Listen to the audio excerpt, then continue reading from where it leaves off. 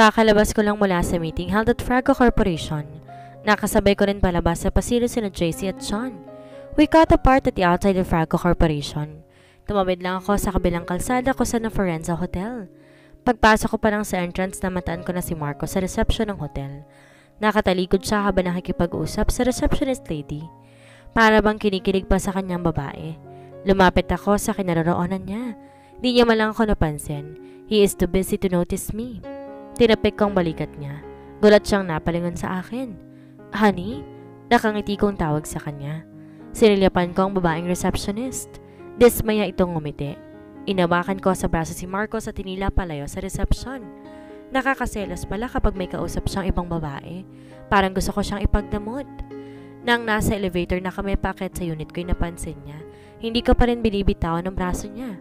Bumaba ang tingin niya doon. Nakita ko pa sa salamin ng pagising niya kaya bahagya akong diniin ang mga kamay ko doon. Napangiti ako na mapangawi siya. Tinaasan niya ako ng kili at tumingin sa akin. I did not mind him. I'm enjoying what I just did. I still holding his arms until we entered inside my unit. Gutom ka na ba? I will prepare dinner for us. I weakly ask. Umiling siya. Nangis na pa mga matang lumapit sa akin sabay hapit sa bewang ko. Can I have you instead? He directly asked. Uminit ang magkabila kong pisngi. Aaminin ko hanggang ngayon nahiya pa rin ako sa kanya. Marcos, teka, magluluto pa ako ng hapunan natin. Nauutal kong sabi. Pumalibot ang mga kamay niya sa bewang ko. He never wants me to go.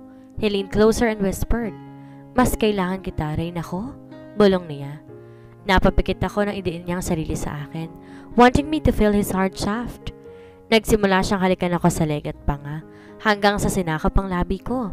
Pinadama pa niya sa akin lalong harapan na para bang wala akong karapatang tumanggi pa. Sinagot ko ang halik niya. Ang kalalunan na mararahang halik niya na uwi sa agresibo. Kinagat ang leg ko. He seems very hungry by his way of caging me. Hinubad niya ang pang-itaas ko. He freed my chest too. Binagsak lang ang damit at braso sa hig at sinakop ng kamay ang dibdib ko. Napatili ako na mahina nang bigla niya akong buhatin at tinala sa kwarto. Maingat nga ako nilapag sa malambot na kama. Madalian ang mga kilos niya. Pinantay niya ang mukha sa akin at siniil ako ng halik. When he freed my lips, he bit my eyes and released a suffering groan. Kinuha niya isang kamay ko at tinala sa ibaba namin. I gasped when I realized where he put my hand. Hindi ito ang unang beses pero para ako napapaso. I love you, Megan. Ngumiti ako sa kanya. I love you, honey. Nakangiti kong sagot. Nakalimutan kong gutom sa sobrang pagod ko. I felt asleep after. Nagising akong gutom na gutom. I missed my dinner, our dinner last night. Halos kalahati ng katawan niya ay nakadagan sa akin. Nakapulupot ang malalaki niya mga braso sa bewang ko. Nakasiksik naman ang mukha sa likod ng ulo ko. Inangat ko ng dahan-dahan ang mga braso niya. I became like a thief sa sobrang pag-iingat na wag makagawa ng anumang ingay para hindi siya magising sa mahimbing niyang pagkakatulog. Nagtagumpay ako. Pinulot ang puting t-shirt at ang sinuot ko iyon. Kumuha ko ng bagong panties sa closet at di na nag-amalang magsuot pa ng bra. I feel weird to myself. Para ako nahihilo.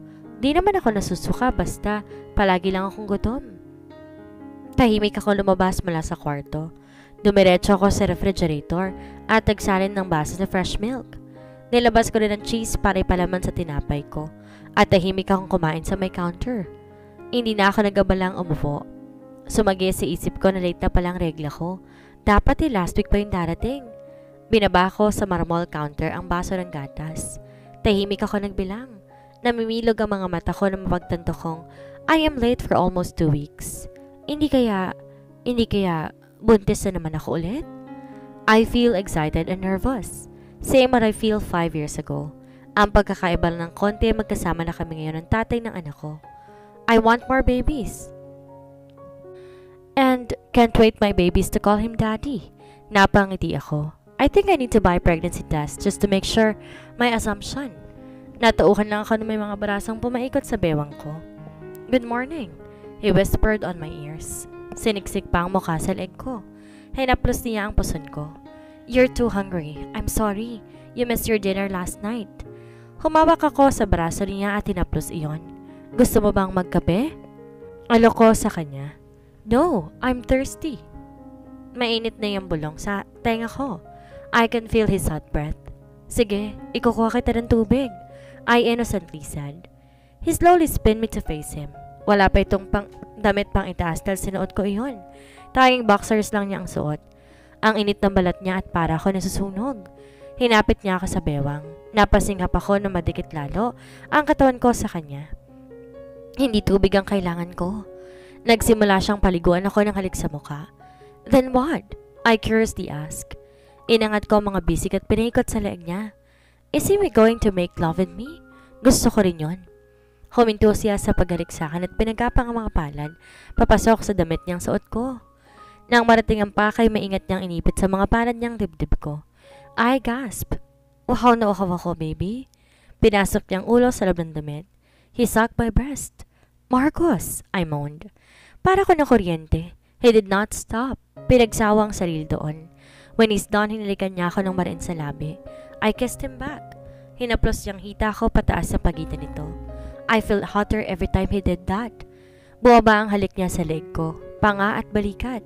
He cupped up my butt and lifted me up. Marcos! Napasingap ako. Humawak ako ng mahigpit sa leg niya. What are you doing? Kunwari kong tanong. Sinabayan ko pa yun ng mahinang tawa. Binigyan niya ako ng matunog na halik sa labi. I want you, now. Mainit niyang sagot and he kissed me again. Right here. Hingal na hingal ako na magring ang telepono sa gilid namin. Inangat ko ang katawan. Inabot ang kamay sa tumutunog na telepono. I answered. Hello ma'am, this is the receptionist. May package po kayong dumating dito. Paki-pick up lang po ma'am. Have a nice day. Ibinaba ko ang telephone. Gusto ko umalis sa kandungan niya pero ang higpit ng pagkakahawak niya sa bewang ko. Parang wala siyang balak palayain ng kanya sa akin. Sa tingin ko, mga documents yun galing sa mga clients ko. Sinuklay ko ang buhok niya gamit ng aking mga daliri. I have to go. I-pick up ko lang yun tapos babalik ako kaagad. Kinagat ko ang tungki ng ilong niya. Bahagya siyang gumalaw kaya napasingap ako. He still turned on. Honey, mahina akong tawag sa kanya. Tumingin siya sa akin. Quit your job. Napatitig ako sa kanya. Ano? Namimilog ang mga mata ko. I can give you the life you want, baby. Let me work for you. Gusto ko tumigil ka na sa pagtatrabaho. Ayoko nakikipag-usap ka sa ibang lalaki. Kahit clients mo pa yun, nagsaselos ako. Damn this handsome man. Napangiti ako sa sinabi niya. Hinaplos ko ang pisngi niya. We can talk about that. No more talk. Better quit your job as soon as possible. Baka hindi ako makapagpigil at dukutin ko ang mata ng mga lalaking tititig sa'yo. Ako lang ang may karapatan na tumingin sa'yo. He powerfully declares. Okay. Let's talk about that later. Kailangan kong kunin ang package ko sa baba. Natatawa kong sabi sa kanya. Kumunot ang noon niya at sinimangutan ako. I am serious, Megan, he warned. Instead na makipag-argue ako sa kanya, bumaba ang mukha ko sa kanya. I kissed his troubled lips. Tumayo ako ng dahan-dahan at para ako nagkulang na makawala ako sa kanya. Pinulot ko ang t-shirt niya at pinasuot yon sa kanya pati nila ng boxer niya. Marcos BOV. Binuksan ko ang TV sa sala para manood ng balita. Bago bumaba si Megan kanina, tinimplahan muna niya ako ng kape. Napapangiti ako habang sinisimsim ang kape ko. Oh, ang Reyna ko ang may gawa nito. Bala ko na rin umuwi ngayon sa Muntinlupa kung saan ako tumutuloy. Hinihintay ko na rin ang report silang Arthur at Ronald tungkol sa pagpapasubaybay ko sa kanila kay Alana. That woman is dangerous. Lalo pat nalaman na niyan tungkol sa amin ni Megan. She might harm my queen. Kaya bala ko na rin magpadagdag ng security para bantayan ang pagstrikto ng Reyna ko habang hindi pa tumitigil sa pagtatrabaho. When I'm done drinking my sweetest coffee made by my queen, sinandal ko ang ulo sa sofa. Seryoso ko sa panonood ng balita nang makarinig ako ng ringtone. Probably not my phone. Iginala ko ang mga mata. Nagilap na mga mata ko ang cellphone ni Megan na nakapatong sa ibabaw ng marmol counter. She forgot to take her phone with her. Tumayo ako at tininaan ng TV. Naglakad ako papunta sa marmol counter dahil walang tigil ang pagtunog nito. Kurot ang noo kong tumingin sa screen ng phone. Someone's calling my queen. Sweet love pa nakarehistro. Dala ng kuryosidad sinagot kong phone call. Hello, Mommy. I miss you po. You did not call me yesterday. Mommy, umiyak po ako. Mas lalong kumunot ang noo ko when I heard a sweet-spoken voice coming from a little boy. Tinawag niyang Mommy, si Megan. Who's this kid calling my queen a mom? Mommy, nadapa po ako kahapon. I got scratch on my knees. When you going to come home, Mommy? I miss you and I want to hug you po and sleep next to you. I love you, Mommy. Patuloy pa rin nagsasalita ang bata sa kabilang linya. Bumilis ang tibok ng puso ko. Tumikim ako bago nagsalita. I don't want to scare this kid kaya huminahan muna ako. Hello? Pinasigla ko ang boses. Hello? Where are you po? Where's my mommy? He asked. Para nagulat pa ito dahil tinatawag niyang mommy ang sumagot sa kanya. Para may nagtulak sa akin na kausapin pang bata. Naging magaan ang loob ko sa kanya. Bumalis na rin ang tibok ng puso ko. Buddy, anong pangalan ng mommy mo? Megan Lim. Who are you po? Nagulat pa ako sa confession ng bata. Ibig sabihin anak siya ni Megan. I'm frustrated. Naguguluhan ako. Muli ito nagsalita. Nasaan po ang mommy ko? Ulit niyang tanong. Bumuntong hininga ako. I am your mom's friend. Little boy? May I know your name? I calmly asked. Aldrin Dre po. How old are you, little boy? 4 years old po. Inilot ko muna ang sentido ko. May work pa ang mommy mo. Sabihin ko nilang mamaya na tumawag ka, ha? Thank you po. Bye. Ibinaba na niya ang tawag. Nanginginig ang mga kamay kong binaba ang cellphone ni Megan at sa harap kong mesa. Inisip ko lang lumipas na taon. Hindi kaya nagkaanak kami noon? She's still tight when I claimed her again. Kaya malabo nagkaroon siya ng karelasyon mula na magkahiwalay kami noon. John even confirmed the single shot available mula noon. Ang hindi lang sinabi ay kung nagkaanak kami. I rub my face with my palms as I sigh deeply. At kung anak nga ni Megan, sigurado kung ako ang ama ng batang iyon. Every time I claimed her before, I did not use protection. May nabuo na sa mga tinanim ko 5 years ago. Tumayo ako at naglakad-lakad. Biglang bumukas ang pinto kaya doon ako napahinto. Kurot noon siya nakatingin sa akin, siguro nagtataka kung bakit palakad-lakad ako. Sinara niya ang pinto at lumapit sa akin. What's wrong? Binaba ang dala at kalmadong hinarap ako. Nakabawi na ako, di nagpahalata sa kanya. Ang tigal mo, bababa na sana ako para sunduin ka. Lambing ko. Hinalikan ko siya sa buhok sa bayakap. I am not gone for 1 hour, she calmly said. I'm hungry.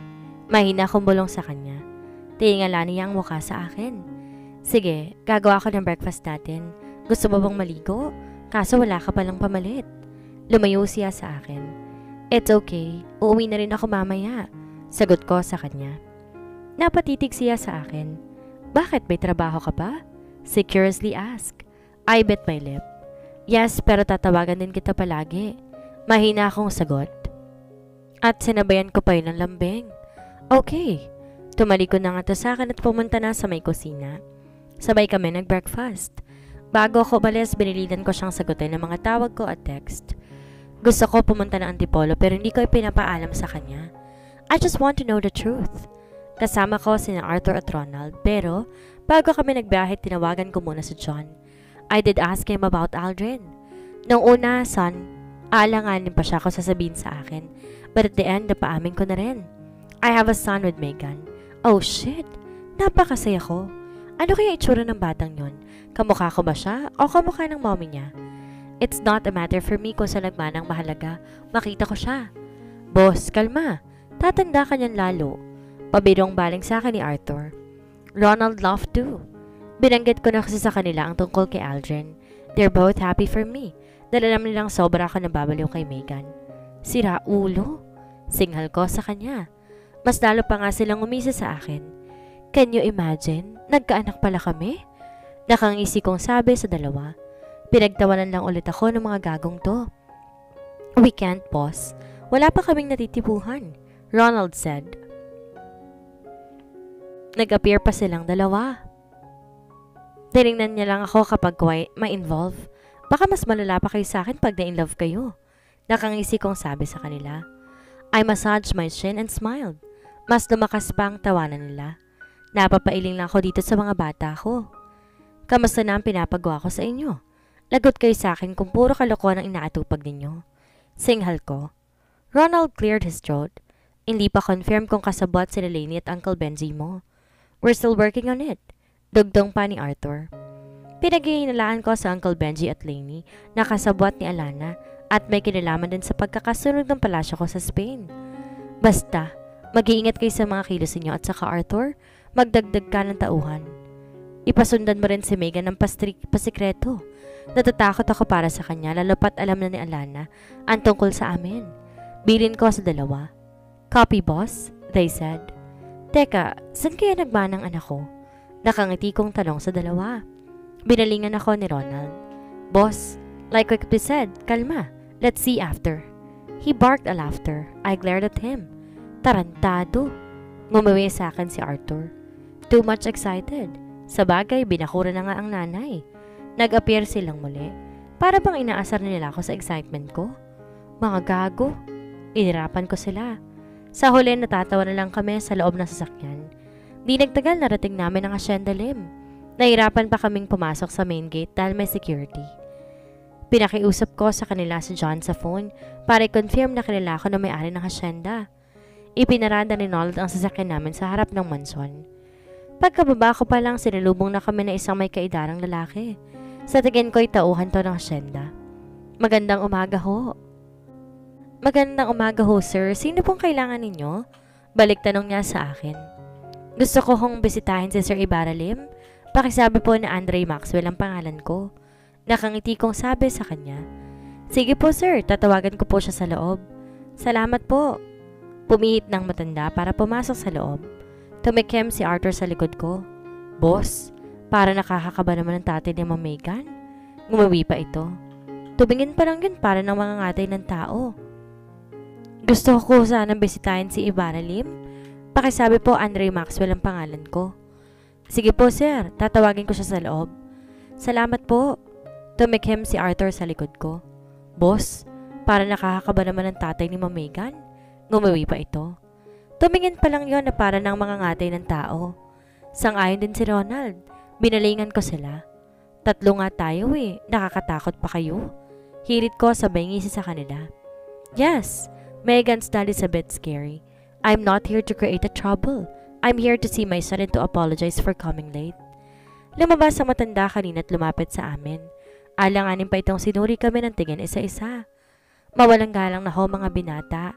Ang sabi ho ni Ibarra, lumuhod muna kayo dito sa harap bago daw ho siya lalabas. Itinuro pa niya ang sementong sahig. Tinalikuran na kami at bumalik ulit sa loob. Hindi ko pinanaig ang init ng ulo ko.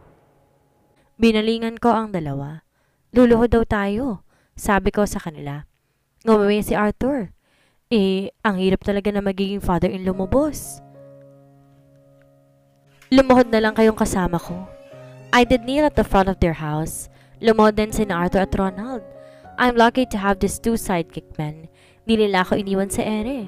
Para na rin silang nakababata mga kapatid ko. Mag-iisang oras na kaming nakaluhod sa harap ng mansyon.